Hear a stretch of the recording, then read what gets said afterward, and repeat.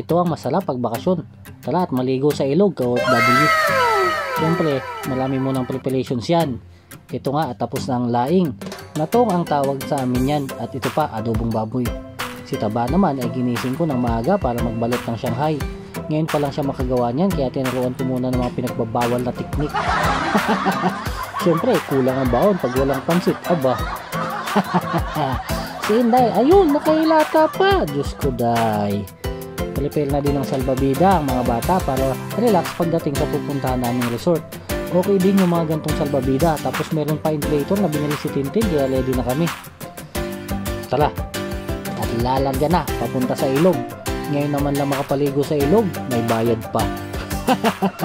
Dati nung bata ako, sa salog lang kami nakakaligo.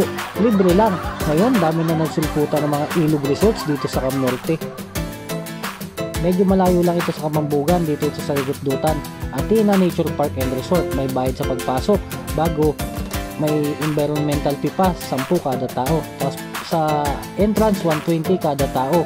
80 pag bata at senior. Yung cottage naman na maliit na kabana, 800.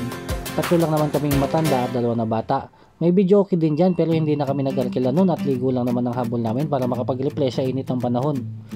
Maganda yung lugar. Pagpunta namin ay medyo marami na din ang mga tao pero marami pa din namang bakanting cottages. Bago nga kami maligo at ito, nagsilapangan nga muna kami para busog na pagligo. Then, bago sumausaw sa tubig ay nagbanlaw muna kami sa CR. Maganda din yung mga CR nila, quality. Punta muna kami sa may kabila at dun nga pala sa may unahan ay may isang malaking pool para sa mga bata at matanda. Dun muna kami unang nagtampisaw at si Inday, Diyos ko day. Dun daw muna kami maligo, pinagbigyan muna namin ng hilig syempre.